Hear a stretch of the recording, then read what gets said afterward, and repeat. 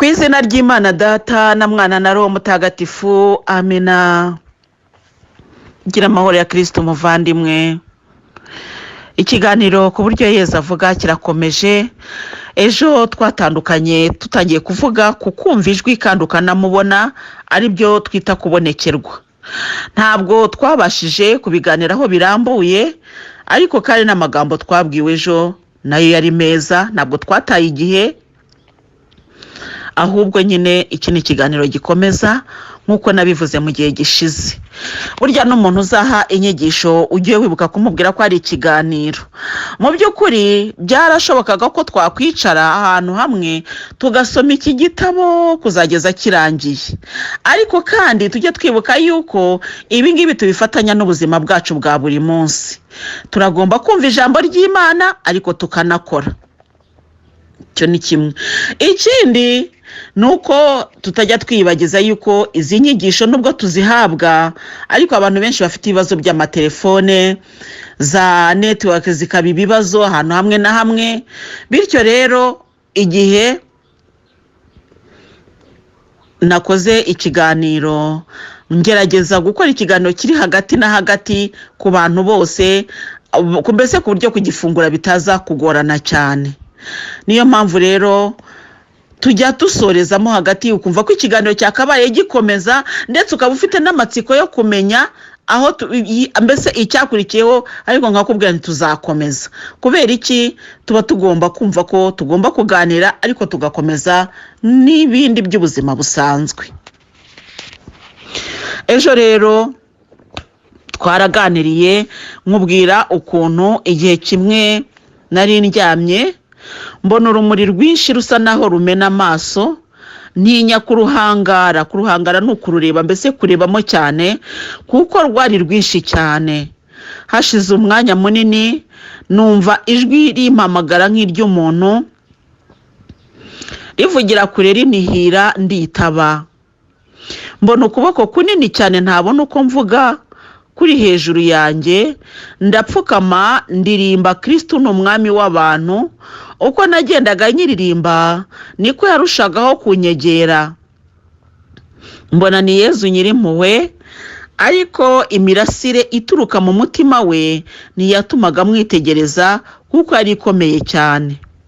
Nabigereranya nko kureba mu zuba, ntabwo mbese najyaga kureba nkabona ntabwo bikunda. Arambwira ngo uko utabasha guhangara kureba muri iyi mirasire, niko umuntu adashobora gusesengura niko umuntu adashobora gusesengura impuhwe z'Imana. Erega ni inyanja ngari.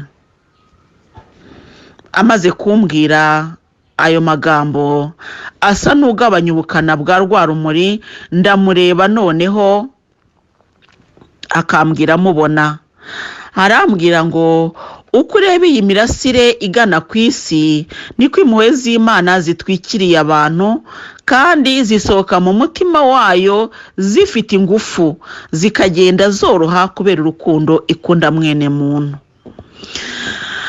Ahangaha rero ukuntu nabisobanura, kugenda zoroha si ukuvuga ngo zikagenda zitakaza uburemere, ahubwo ni ukuvuga uko nabibonye. Urabona mbese nko ahantu mu mutima zaturukaga hari hameze nk'ahaba hari isoko y'umuriro, ni isoko. Noneho kugenda usa n'ujya kure ya soko, ukagenda ubona wenda ari nk'ibishashi, sinzi uko ndi bubisobanure, ariko nawe ubyumve ko ahacanye umuriro na bya bishashi biri buze kuzamuka bituruka kuri wa muriro, atari byo biba bifite ingufu kurusha aho umuriro ucaniye. Nicyo ngewe nabisobanuraho, ni nabyo Nyagasani Yezu yanyerekaga.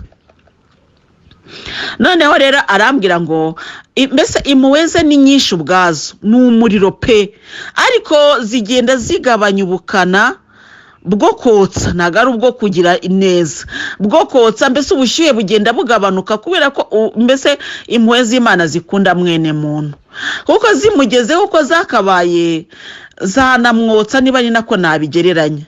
Ariko zigenda zisa n'izoroha zikazagera kuri muntu zoroshye, mbese abasha kuzigendamo bikamworohera.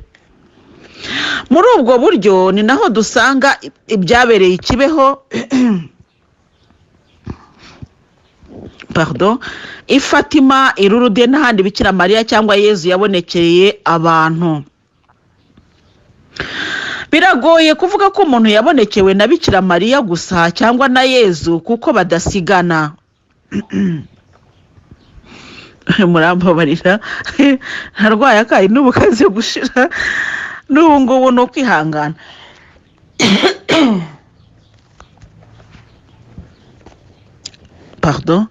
Kenshi hari ubwo mba ndeba Yezu ambwira, najya kubona nkabona Bikira Mariya iruhande rwe, cyangwa se Yezu akabura aho yarari nkabona Bikira Mariya nk'aho ari ishusho imwe yihinduranyije. Kandi aho umwe yari ahagaze anyigisha, undi akaba ariho ahagarara kandi agakomereza ku nyigisho yaragereyeho, ku buryo mba numva ko nta kunyuranya bihari. Ibyo ntibikwiye kudutera urujijo kuko bose inyungu zabo ni zimwe, ni ugukiza mwene muntu. Turihangana, ijwi ririmo kugenda rinanira, narwaye akayi kanze gushira hashize igihe kinini. Ayambwira Yezu ariko wanyijije, yanze kunkiza kandi arabishoboye, ariko ntabwo nari nakira kandi hashize igihe. Yajyaga amishira rero ngakora audio ngafite, ariko nikaze ruri uyu munsi sinzi uko byagenze. Turihangana, ibyo ntibitugore kuko nge nabwo Yezu nizagukorera ndi muzima, ngukorere ndwaye, ngukorere ndi mu bitaro, yewe mbese namwemereye kuzamukorera. Iri jwi niwe warimpaye, ngewe niyo kayi kazamutse nk'uko navuga numva rero Nyagasani Yezu niba uyu murimo ntacyo kumariye, nubwo nyine nawe uhagarike, ariko niba ugufitiye akamaro nukuri wambabari ukankiza koko. Yewe Mana, narasenze pe, ngeze aho ndavuga ni Yezu uko ushaka ariko bizagenda, ariko narasenze karansumbuwa, naba ndyamye kaza nkumva reka data, ariko nkabwira Yezu ni byose ubisingirizwe. Rero bavandimwe, twaraganiye mu minsi ishize tuvuga ku kintu cyitwa guheka umusaraba no kumufasha gukiza isi. Ubwo rero nyine abashaka ko tumufasha gukiza isi muri ubwo buryo, nanjye rero nkavuga numva Nyagasani Yezu, icyo nshaka cyane nifuza nuko byaba bigufasha gukiza isi, kuko ngewe ntabwo nakubwira muvandimwe ngo mbitwaye nishimye. Wowe akantu ko kwijujuta turakagira ko turi abantu, ngira nkavuga ariko se kuko Mana ubaka akantu kuko mbese numva ari nk'akotsi kazamuka nkakorora rwose, nkavuga ko se Yezu ubaka kotsi ntabwo ushobora kukamvanamo koko, ntakavanemo. Ariko numva ko ku isaha ikwiriye azakavanamo. Nageze nubwo mubwani Nyagasani nunyiza nzagushima, ntabwo nakize, ariko si uko Nyagasani Yezu yananiwe kunkiza, nta nubwo ari nuko rwose ibyo byose bimugoye, ahubwo isaha ye ndacyayitegereje. Dutegereze isaha y'Imana kandi twishimye. Mu by'ukuri iri jwi rikora akazi ke, ariko ntanaririnde ngo rye kuzamo ayo makaraza, ariko mbese yewe bingendekera nabi pe. Ubwo ko kari agaparantisi kari agaciyemo, ariko twikomereza ikiganiro. Niwumva rero bimeze uko nguko wihangane, nanjye ndihanganye.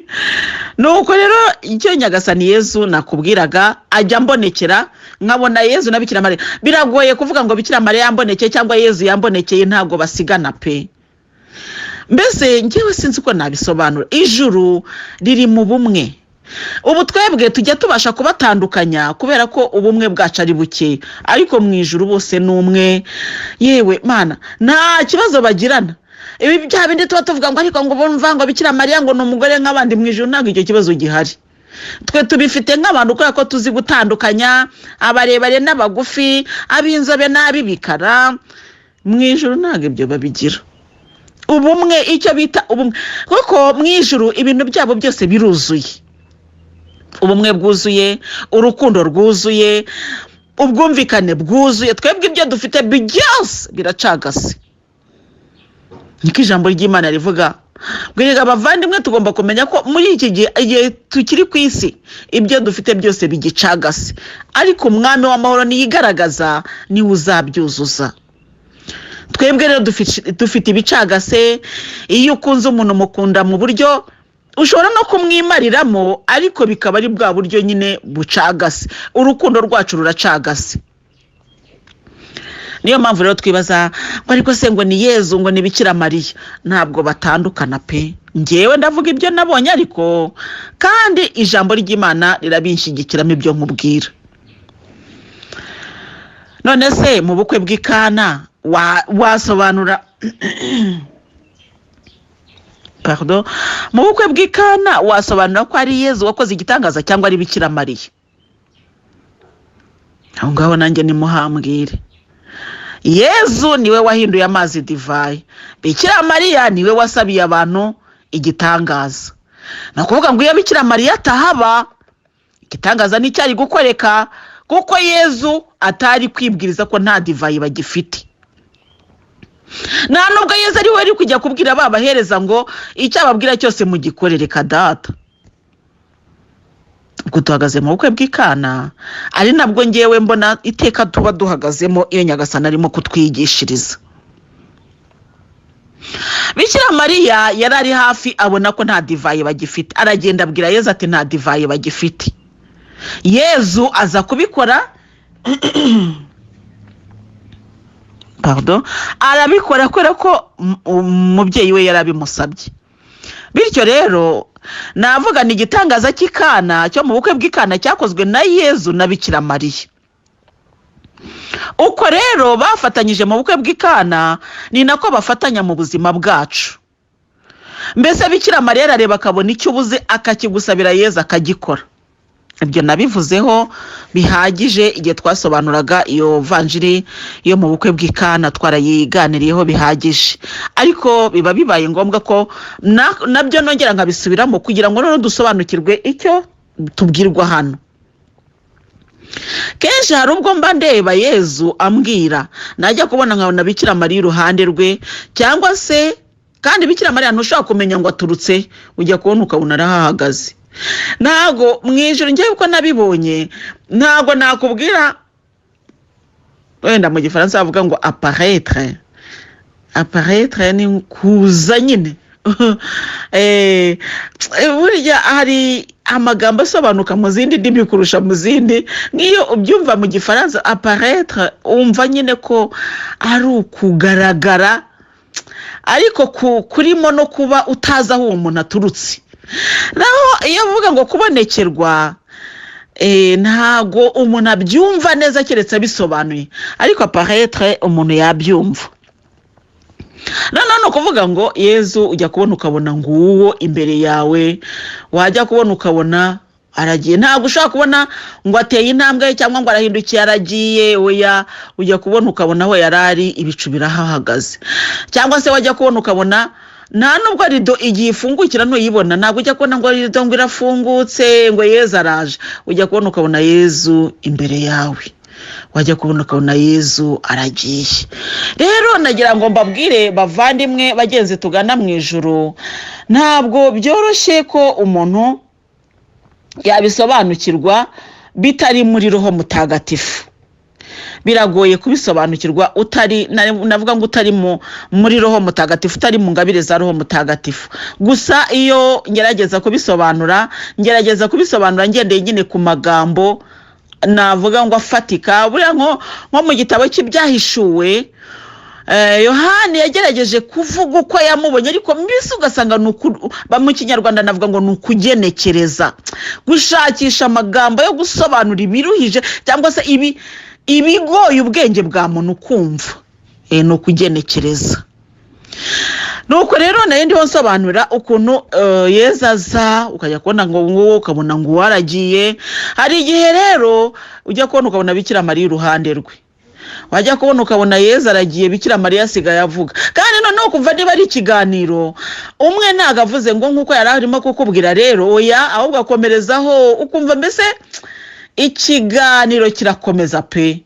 Kandi niyakubwira ntago buri kubona iminwa iri kuzenguruka kwa kundi ngo nyeganyeza iminwa nkuko umuntu avuga, ahubwo iyakubwira ntago ubona none nifunze, ariko ntago ubona iminwa iri kuvuga ngo nuko rero ngo bise kuri tuvuga nyine iminwa inyeganyega, siko bibona.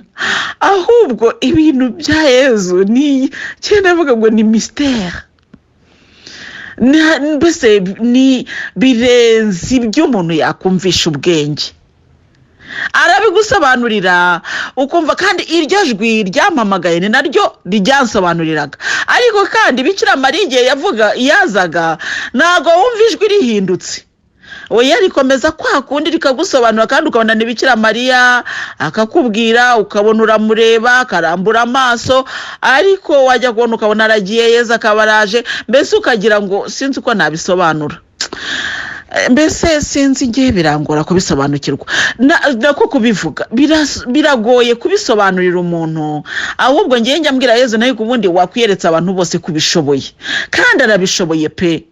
Ngewe mbona nta kintu kimugoye kirimo, nkuko tujya tubona buriya ibicu Yezu ashatse yaza akirambika hariya ku bicu twese tukamubona, ariko nkamubwira nese kuki utakwireka abantu bose, kuko turabisobanura ntibabyumve, ndetse wagerageza no kubisobanura kubyinjira imuzi abantu bagatangira kukwita umusazi. Kandi Yezu araza akagusanga mu bantu akakwibwirira, cyangwa se ukaba uri kumureba abandi batamureba, wababwira uti ariko si nguyu, bakaguhindura umusazi. Ese ko baba batabibona, ahubwo ko ubundi wakwiyeretse bose. Hamugani wa Petero, ubitewe n'iki kutwiyereka ntiwiyereke abandi, ntiwiyereke rubanda? Biragoye rero, biragoye kugira ngo usobanurire rubanda ibyo wabonye kuri Yezu. Ni ibitangaza rero, kandi n'ukuri ni ibintu tugomba kujya dushyiramo ukwemera cyane cyane. Abantu benshi rero bakunda kumva kwihutira kuvuga ngo yangwa ntago ari byo, ngo ni imitwe. Impamvu bakunda kubyita imitwe rero nayo ngewe narayibonye, nuko biba birengeje ubwenge bwabo, bakavuga bati ntibisobanutse. Kandi koko buriya umuntu asobanukirwa ibijyanye n'ubwenge bwe, ibirenze ubwenge bwe we abyita ko bidasobanutse. Ibidasobanutse ku muntu rero burya umuntu ahinira bugufi agahita avuga ko ari imitwe. Niyo mpamvu burya abantu babonekerwa barahangayika cyane, burya barababazwa cyane ngo baravuga ibintu bidasobanutse. Koko kubisobanurira umuntu uri gukoresha ubwenge biragoye pe. Ibi ni ingabire ya Roho Mutagatifu. Nibuka igihe kimwe Musenyeri Archevêque ubwo atarasimburwa wari uriho, yigeze kuvuga ati noneho kugira ngo tubashe kumva icyo kiganiro, gukurikirana iyo ngabire, uzankorera inyandiko, mbese uzambwira uko byagenze. Kuko iyo nyandiko narayimukoreye, mubwira uko niyumvise, uko byatangiye, uko byagenze. Ntabwo yigeze asubiza, ntabwo avuga ngo nibyo, ngo koko narashishoje nsanga nibyo, cyangwa se ngo koko narashishoje nsanga sibyo. Oya, iyo nyandiko ntabwo yashubijwe kugeza uyu munsi, wenda ubwo izasubizwa igihe nikigera. Ariko icyo yambwiye, yaravuze ati ni ibintu biba bisaba gushishoza, kuko ntago ari ibintu umuntu yumvisha ubwenge. Kandi nibyo koko, hamwe ujya kubyumva, ahandi bikaba biragucanze. Njya mbibona mu mavanjiri menshi, Nyagasani Yezu burya agira ukuntu yacangacangaga abantu, akababwira amagambo bakavuga bati aya magambo rwose nta muntu ushobora kuyavuga gutya, nta n'uwakora ibitangaza nk'ibyo akora adafite Roho Mutagatifu. Uyu muntu koko ni umuhanuzi. Numva ko batangiye gusa n'ababyemera, akaba aratangiye ati ndi umugati w'ubugingo bw'iteka, urya umubiri wanjye akanywa amaraso yanjye ntazapfa bibaho, ngo uyu mubiri ngo umubiri wanjye ngo nzawubaha mu buryo, ngo amaraso yanjye nzayabaha mu yanywe. Bakavuga batariko nubwo turi kwemera umuntu ni umusazi, umuntu muzima atanga umubiri we bakawurya, ngo ngewe ngo ndi umugati, tumubona ari umugabo bati ni umusazi. Urumva ko mu by'ukuri bari batangiye kubyumva bitewe n'inyigisho nziza yararimo kubaha, ariko bigeze aho birenze ubwenge bwabo, birabacanga. Ibi bijya biducanga rero, bihora byaducanze kwa Yezu, biba byaducanze. Mu kanya twari twabyemeye, ibitangaza yabikoze turabibona, ariko atubwiye ko umubiri we azawutanga ukaribwa, batariko se ubusa umusazi. Noneho umugore Yezu yaganaga n'umugore wo kuri Samariya, yari yagiye kuvoma, umugore yagiye kuvoma nyine ku iriba, yaramubwiye ati rero ati ngewe ati ese wowe uruta Aburahamu umubyeyi wacu Yakobo waduhaye iri riba. Nuko Yesu aramugaterega ati buriya atarabawe nge nariho. Aramureba atari kuyu muntu ni umurwayi. None se wowe uramuta afite n'imyaka 40 ukabungana n'umusekuru n'umukurambere wacu wapfuye kera. Yesu yabari no kwigisha terega ataburahamu ati ngewe atarabaho ati nariho. ubwo rero biragoye kubyumva, kabone naho wari wamukunze wa Yezu, kabone naho wari urimo gusobanukirwa ibyo ari kuvuga, ariko biragucanze. Mbese kumubona afite imyaka itari munsi ya 30, wenda nako itarengeje 30 cyangwa se munsi ya 30, akakubwira ko Aburahamu wapfuye kera ngo mbere yuko abaho nariho, se ibyo bintu wabyumvisha ubwenge? Ntabwo byoroshye kubyumva. Niyo mpamvu njya mbwira abantu ni kwemera ingabire y'Imana bisaba kwemera wirekuye, ukijugunya mu maboko y'umubyeyi nk'umwana w'igitambambuga. Nawe iyo ushatse gushyiramo ubwenge ntabwo byoroshye kubyumva. Haleluya, ndizera ko turi kubyumva bavandimwe. Ibyinshi rero ari nabyo ratasiyo n'igituririmbira ngo ibyo tumva ntubibona, ukwemera kubihamya. Ntabwo bisaba kubishaka ibimenyetso. Erega iyo ushatse ibimenyetso muvandimwe ubona bikeya, ibindi bikakucanga. Ngo ndashaka ngo kumva ngo Yezu, ngo nkasobanukirwa uburyo Yezu akora n'uburyo Yezu avuga bwose. Ntabwo wabusobanukirwa bwose. Ni nayo mpamvu ngewe yambwiye ngo nkubwire ubu ngubu, ariko si bwo bwonyine. Hari n'igihe uzaba uri kugenda ahantu wumva akayaga karahushye, hari igihe uzaba uri gusenga wumva umuhumuruje ahantu noneho udaturutse no ku muntu. Mbese Yezu agira uburyo bwinshi cyane.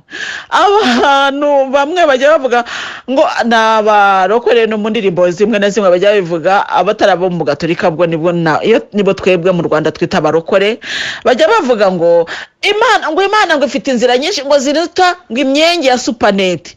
Supaneti igira imyenge myinshi ntiwanayibara, ariko Imana ikagira inzira ziruta ubwinshi imyenge ya supaneti. Ni ukuvuga ngo iki? Inzira z'Imana ntabwo wazinjiramo ngo uzazisobanukirwe zose. Mbese Imana igira inzira nyinshi cyane, nicyo bisobanura. Bityo rero uburyo bwe akubonekera cyangwa se uburyo agwishurira ko hari ni bwinshi cyane. Ubu ni bumwe muri bwinshi ashobora gukoresha, kuko ashobora no gukoresha n'ubundi wenda tutavuze ahangaha, ariko muri rusange aboneka muri bumwe muri ubu ngubu. Nuko rero narindiho ngusobanurira ngo ibyo ntibikwiye kudutera urujijo, kuko bose inyungu zabo ni zimwe, ni ugukiza mwene muntu. Bikira Mariya ashobora kuza akakubwira, Yezu ashobora kuza akakubwira, Umutagatifu akaza akakubwira, ariko inyungu ni zimwe, ni ugukiza mwene muntu. Uburyo bwo kubonekerwa bukora mu bihe uko ubonekera ashaka. Hari ubwo biba kuri gahunda yaguhaye cyangwa se akagutungura. Icyo ukubonekera abashaka ni uko umubera igikoresho kizima, kandi ubutumwa guhaye ukaba umutangira utagize icyo ukuraho cyangwa se wongeraho.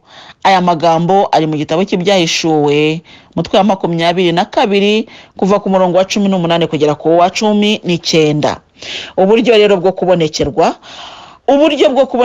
ukubonekera uko ashaka.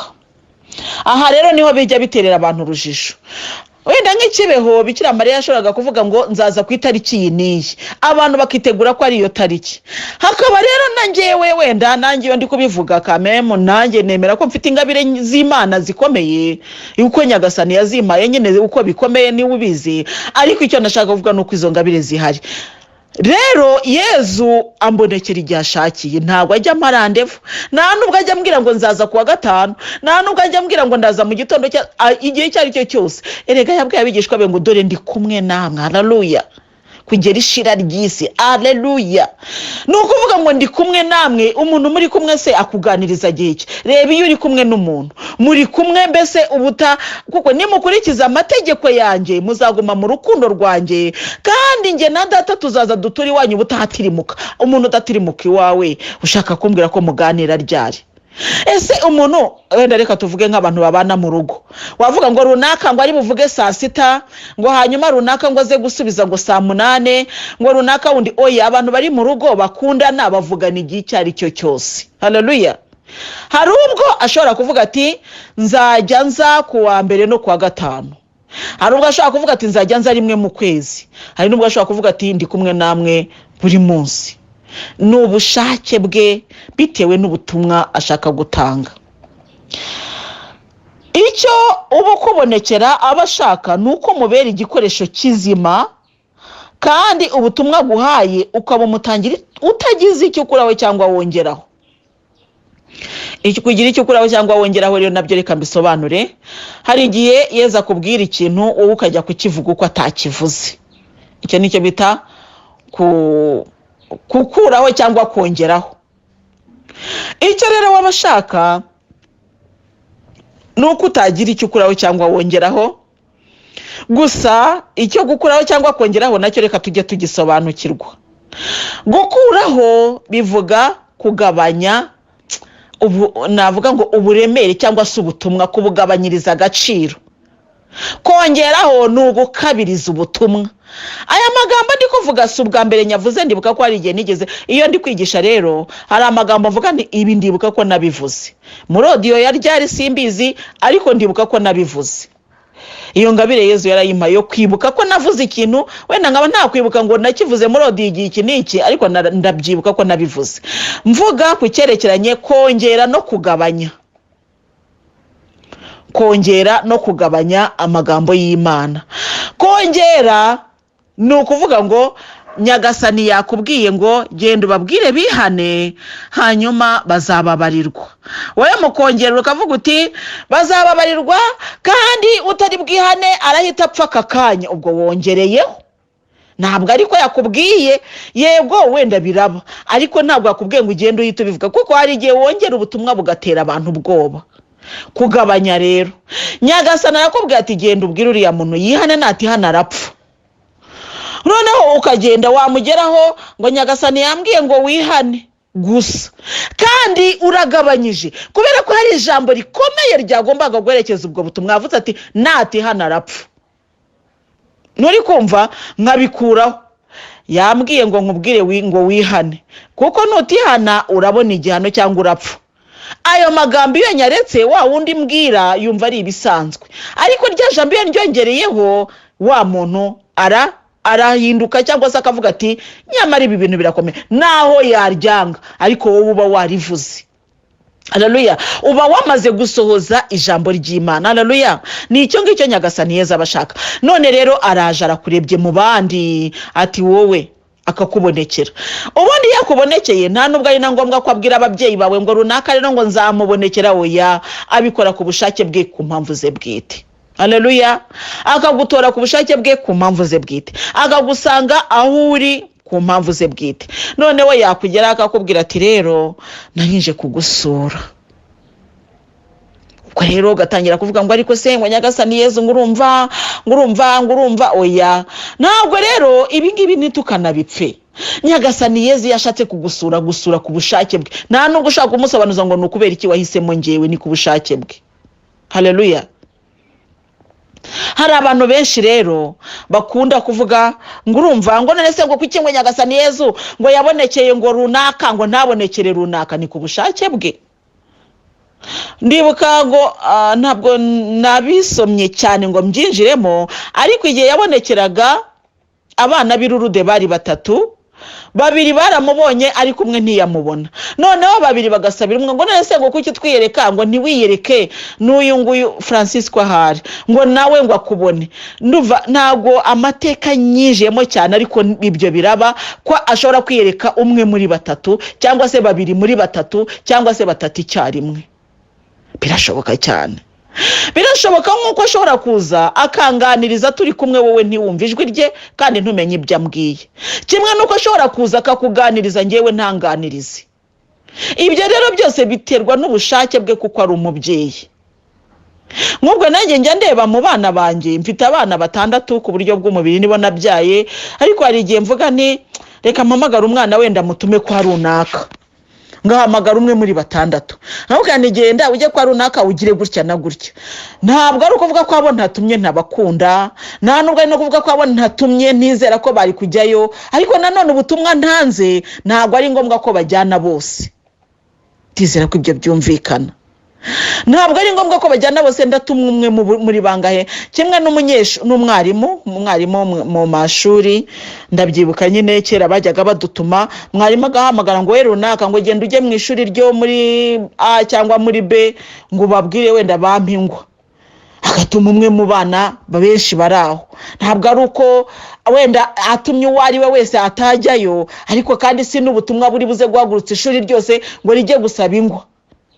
ndizera ko ibyo ngibyo turi kubyumva. Abantu benshi rero bakunda kubigiraho ishyari ngo kuki se ngo atari nge yabonekeye. Ibi ngibi rero ni ngewe navuga ngo ni umwihariko w'ukubonekera kuko niwe ubuze impamvu abigenje uko nguko. Ntabwo twamubwira ngo kuki se ngo ubonekeye runaka ngo runaka ntumubonekere, ku bushake bwe yabigenje uko ashaka. Ntabwo turi bubipfe, ntabwo turi buvuga amagambo menshi, uwo yahamagaye yatumye yabaye uwo nguwo. Icyo tugomba gukora ni ukutabirwanya tutaramenya ibyo ari byo cyangwa se ngo bidutere ishyari. Kuko ngewe ikintu nabonye abantu benshi bifitemo kuri iki kintu cyo kubonekerwa, abenshi bifitemo amashyari.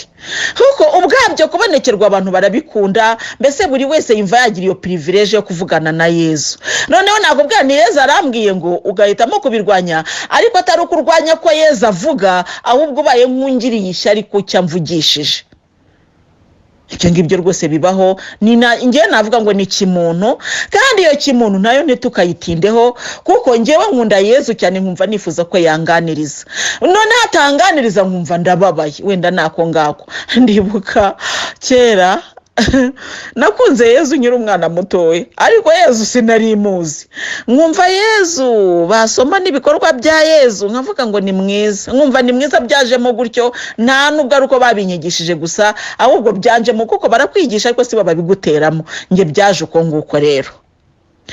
Nkumva ko Yezu avuga, ariko nkumva nta muntu nigeze mbona abwira, mbese nkumva ko ari Yezu uri aho ngaho gusa.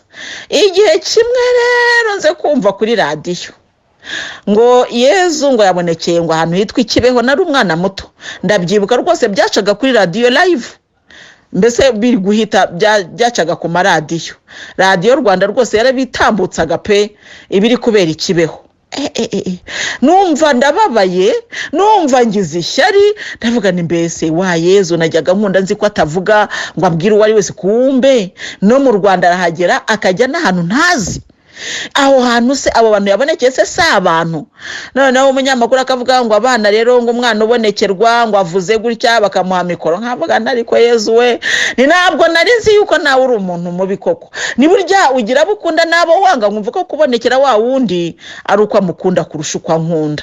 Ariko buhoro buhoro hamwe no gukura nagiye nsobanukirwa icyo ari cyo ingabire y'Imana, nuko nza kubwirwa nka Paulo ngo inema yanjye iraguhagisha. Haleluya. Kandi koko irampagije muvandimwe, naho ntabona Yezu ariko ngakora ugushaka kwe, nzajya mu ijuru. Kuko ubwo aba aza kunganiriza bwa mbere, yarabanje araza aransanga arambwira ati ninkubonekera urasaba kubonekerwa, ninkubonekera nkagutuma gukora ubutumwa uzabikora. Niwe yasi nzabishobora. Ninkubonekera nkaguha ibikomere nk'ibyo nahaye abari abantu, hari abantu bafite ibikomere bya Yezu, uzabishobora. Niwe yasi nzabishobora. None se ninkubonekera nkagusaba kujya urya ibiryo bimwe na bimwe ibindi ntubirye, uzabishobora. Niwe yasi nzabishobora. Naje gusanga ntacyo nzashobora. None arambwira ati none ko ntawe njya mbonekera ngo nta mu butumwa, ninkubonekera urifuza ko nzagubuye butumwa uzakora uwe? Ni nta na bumwe, kuko sinabushobora. Arambwira ati none ko wifuza ko nkubonekera, ntinabihinduye, nibyihorere. Ni kuko nge namaze kubona yuko ntabishobora. Sinashobora kutarya, sinashobora mbese byose twabishyize ku murongo. Rwose nsanga ntabishobora. Ndavuga nti Yezu ujye ubonekera ba bandi b'Ikibeho n'abandi bazagushaka uzababonekera, ariko ngewe ntuzambonekere. Ntabwo nabishobora. Niwumva nuko Yezu akwereka icy'ingenzi, akakwereka igikwiriye kukuvana, ngewe ndavuga ngo kukuvana mu marangamutima. Hari abantu benshi bajya bambwira ngo ngewe numvise ngo Yezu arakuganiriza ngo numva binteye ishyari. Ndamubwira nariko ngewe ntabwo nakwanga ko warigira, ariko niwitegura ko Yezu akuganiriza, uzitegure n'umusaraba ujyana nabyo, ko ntabwo ari ibintu byoroshye pe. Ntabwo ari ibintu byoroshye. Kuganirizwa na Yezu ntabwo ari bibi. Simvuga ngo ni bibi ngo rwose ngo ni bibi, oya, si uko mvuze rwose. Yezu Kristu anyumve, ariko muvandimwe ugana mu ijuru. Kuganirizwa na Yezu ni ukuganirizwa na Yezu, kandi bigira umusaraba ugendana nabyo. Ntugire ngo araza ngo akakuganiriza yarangiza akigendera. We yagira n'umusaraba guha guheka ujyanye n'ubutumwa. Umusaraba w'ubutumwa rero uwo nguwo, ndibuka hari abavandimwe nagiye gusura, barabizi kandi narabaganirije. abavandimwe nagiye gusura Yezu arambwira ngo nimbabwire ku musaraba w'ubutumwa. Abantu twahuriye hahandi nyine ndizera ko muri radiyo kandi muri kwiyumva ya kipe ya baba mama twaganiriye turi hahandi nk'ababyeyi nk'abamama nk'ababwira umusaraba mpetse cyangwa nahetse, ndizera ko mukibyibuka. Nuko rero hari n'abandi bantu nyine Yezu ajya ambwira ati mubwire ku musaraba w'ubutumwa nkaho kubwira, ariko abantu benshi marako babwira mukiruka mu Kinyarwanda cyavuga ngo guhukwa ni ukuvuga iyo niko iwacu niko twabivugaga, sinzi niba ari Ikinyarwanda kiri rusange. Iyo umuntu yashakaga nko kurwana akaba yabaye gashoza ntamba, ariko yareba uwo bagiye kurwana agasanga murusha imbaraga, twaravugaga ngo yahutswe yatinye mbese kurwana. Rero abantu benshi mbabwiye ku musaraba w'ubutumwa abenshi barahukwa basubira inyuma, agatangira kugenda asubiza asunika umugongo asubira inyuma. Oya ngwino, ntushaka kubonana na Yezu ngwino ubonane nawe, ubundi uno musaraba uwari wose azakugenera ujyanye n'ubutumwa uzawakira. Abenshi kwa nyambana muhukwa musubira inyuma. Ntabwo byoroha, burya umuntu ushaka kugendana na Yezu uzitegure ko n'umusaraba uwari wose azaguhekesha ujyanye n'ubutumwa uzawuheka. Abenshi rero buriya impamvu dukunda kubonekerwa ngo azambonekere nuko twibwira ko kubonekerwa ari ukuganira na Yezu gusa, ariko buriya amara kukuganiriza akanakubwira tumva rero mwana wanjye mfasha akangaka, waguha gatoya muri byinshi byamubabaje, nuko nawe ukamutwaza ko akorera akaguha kugira ngo utavaho wirara ukazitwara nk'abisi. Ako ngaka kakaguha ukaba wamugera uhora ugushimangira ugusubiza inyuma nk'uko Pawulo abivuga. Nararebye ati nsanga mfite umugera uhora unsubiza inyuma, unshinzemo uhora unsubiza inyuma, mbese utatuma navansa, wajya gutera agatambwe wamugera ugahagarara. Ibyo bijya bitubaho rwose, ariko nimuhumure, naguha n'umusaraba azaguha n'imbaraga zo kuwuheka, kuko ijambo ry'Imana riravuga ngo nshobozwa byose na Kristu imbaraga. Haleluya. Nakubonekera rero azamenya uko ari bubitware, naguha umusaraba cyangwa umumarayika wo kurinda ubutumwa, n'uwo musaraba nyine azaguha n'imbaraga zo kuwuheka. Ko nanjye niyo nkuhetse ntabwo ari ukuvuga ngo ndusha abandi ibitugu binini, si no kuvuga ngo suko ntababara. Oya ndababara, nagera nka nijujuta nkavuga ni nge ndabihunze ndetse mbivuyemo. Nuko Yezu akagaruka akavuga ati yakomera kandi hangane. Cyakora icyo yambwiye cyo yarambwiye ngo nta musaraba utagira iherezo, ati nzawugukuraho. Ariko rero igihe atarawunkuraho nanjye ndawuhetse ibitugu rwose. Ibitugu birabyimba. Umusaraba urababaza rega mwabavandimwe banjye mwe, ntabwo umusaraba ari akantu karyohereye, reka umusaraba nyine uraremera kandi ukarura. None rero ubu twabyumvise uburyo Yezu abonekera abantu akakubwira unamubona, mukavugana rwose umureba ukabibona. Ibi ngibi rero abonekera buri wese uko ashaka. Ahangaha iyi navuga ngo ni ikintu cyihariye, n'umwihariko we ku giti cye aba yishakiye kukubwira. Kandi ariko ubutumwa guhaye bushobora gutandukana n'ubwaha runaka. Ni ukuvuga ngo reka mbigereranye nk'abana bari mu ishuri, umwana umwe wamuhamagaye tujya kwa runaka akumpera ingwa, ubwo ni ubutumwa bumwe. Undi ukamubwira uti noneho genda mu ishuri wenda ryo muri VIII uko bajyaga bayadutumamo, ubwire mwarimu antize rate cyangwa metero, twajyaga tubazihererekanya nyine mu mashuri, ubwo bakaba bagutumye metero. Undi bakaza kumuhamagara bati noneho genda ujye mu ishuri iri niri, ubwire mwarimu waho cyangwa se antize umunyeshuri uzi kwandika neza. Abanimo bajyaga babikora, azamfashe kwandika. No kuvuga ngo mwarimu ari gutuma n'umwe, ariko ubutumwa ari gutuma ntago ari bumwe, kandi nawe ari gutuma si hamwe, ntago ari mu ishuri rimwe. Oya, umwe wenda yatumwe mu wa gatatu, undi yatumwe mu wa gatanu, undi yatumwe hari nawe yatumaga muri direction.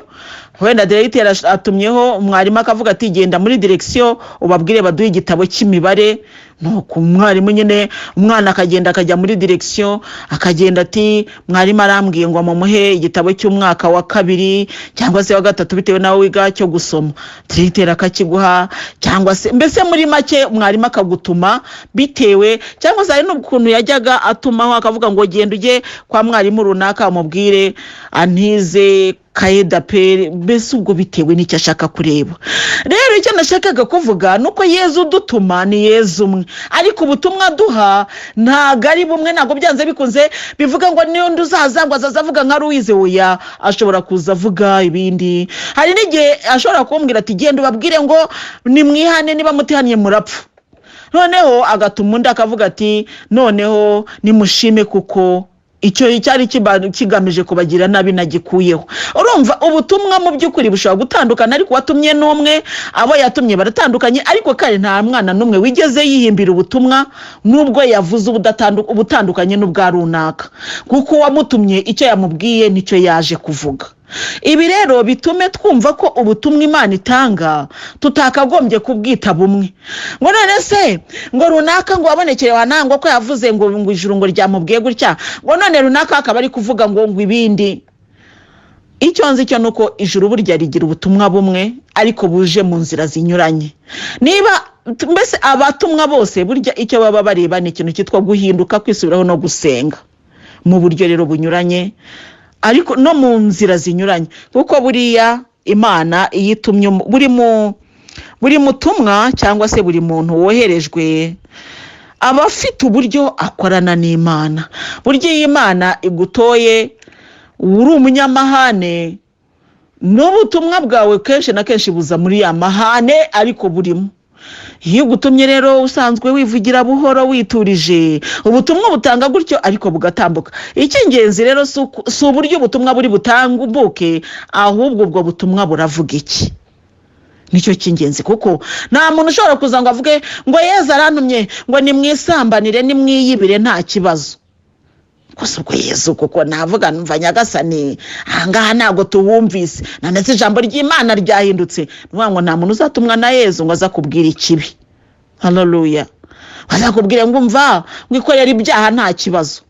Nyamara ariko hari ubwo umuntu ashobora kubitumwa gutyo ukagira ngo aravangiwe kandi ariko Imana yamubwiye. Reka nguhe urugero kandi urarwumva. Mu gitabo cy'ibyahishuwe aravuga ngo umunyabyaha nakomeze mu byaha bye, uwanduye akomeze mu bwandure bwe, ariko n'umutagatifu akomeze mu butagatifu bwe. Haleluya. Ngo rero niba naje ahubwo ni munyabyaha igumire mu byaha, ntago ari uko navangiwe, ahubwo ni ukuvuga ngo Imana igiye kurangiza ibingibi turimo. Gusa ubu ntabwo ngewe Nyagasani Yezu uyu munsi yambwiye ngo genda ubabwire ngo nibikomereze ibyaha, oya, ahubwo naje kubabwira ni mwisubireho, mwihane, mwigorore n'Imana inzira z'ikigendwa. Haleluya. Kandi birashoboka nubwo ejo twari abanyabyaha, ariko birashoboka ko uyu munsi twaba mu mubare w'intungane, kuko ijuru riravuga ngo naho byaba ari umutukutuku nabihindura umweru dedede kandi bikibagirana burundu. Haleluya. Iyo rero niyo mpuruza mba nazanye, niyo nje iwawe nicyo mba nje kukubwira, kandi Imana ikomeze kukugira neza wakira ubutumwa. Ugira amahoro ya Kristu rero muvandimwe, ku izina ry'Imana Data na Mwana na Roho Mutagatifu. Amena.